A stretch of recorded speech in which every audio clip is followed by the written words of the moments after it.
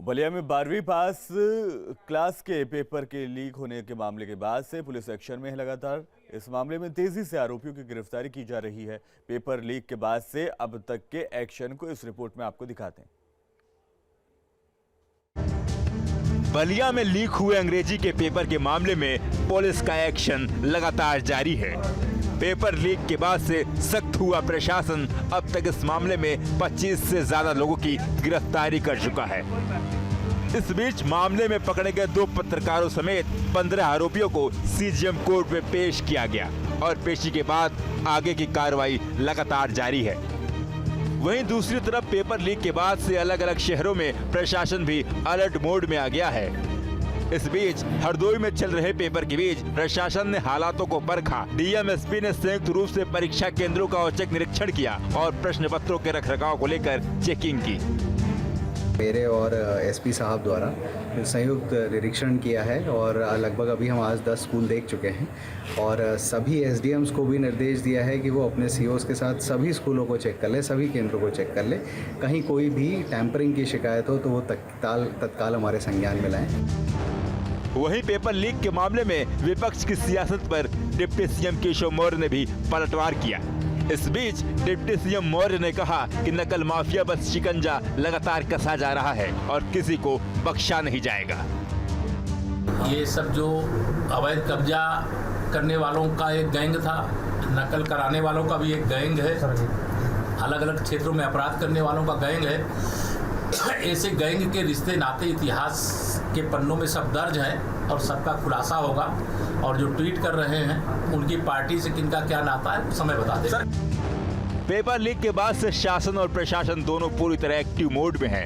CM ने खुद नजर बना रखी है और लगातार हो रही गिरफ्तारी इस बात का संदेश है कि किसी भी आरोपी को बख्शा नहीं जाएगा। Team news state.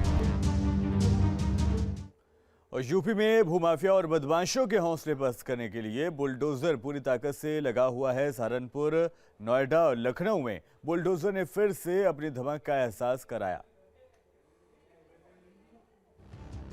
योगी सरकार के पहले कार्यकाल में अपराधियों पर कहर बनकर टूटा था बुलडोजर, लेकिन योगी सरकार 2.0 में इस बुलडोजर की रफ्तार बढ़ गई।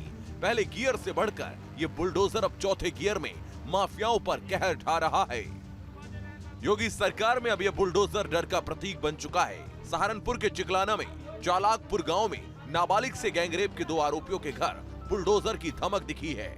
अभी केवल फरार आरोपियों के घर पहुंचकर बुलडोजर ने मकान का कुछ हिस्सा ढहाकर ट्रेलर दिखाया है और अगर आरोपियों ने सरेंडर नहीं किया तो पूरी पिक्चर देखने को मिलेगी। पुलिस ने गांव में ढोल बजाकर इसका ऐलान भी कर दिया है। केवल सहारनपुर ही नहीं, बुलडोजर का जलवा पूरे प्रदेश में देखने को मिल रहा है। नोएडा के सेक्टर 120 के पुस्ते के पास भूमाफिया ने अवैध कब्जा कर रखा था और इस अवैध कब्जे पर बुलडोजर की टेढ़ी नजर पड़ गई और फिर वही हुआ जिसके लिए ये जाना जाता है। 45 बीघा सरकारी जमीन को कब्जे से मुक्त करवा लिया गया और कब्जे की जगह अब सपाट मैदान है।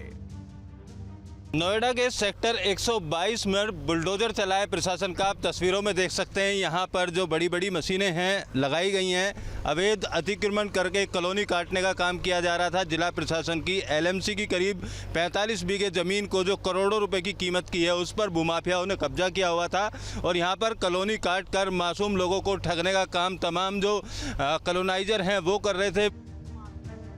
बुलडोजर के ताप से लखनऊ के भूमाफिया भी बच नहीं सकी। यहाँ भी जानकीपुरम के नहर रोड पर बन रही अवैध कमर्शियल कॉम्प्लेक्स को धराशायी कर दिया गया। और इस बिल्डिंग का निर्माण वर्ष 2019 में शुरू हुआ था। जब इन्होंने निर्माण शुरू किया तो प्राधिकरण ने उनको निर्माण रोकने के लिए नोटिस भेजी। उसके बाद भी निर्माण करते रहे, निर्माण नहीं रोका इन्होंने।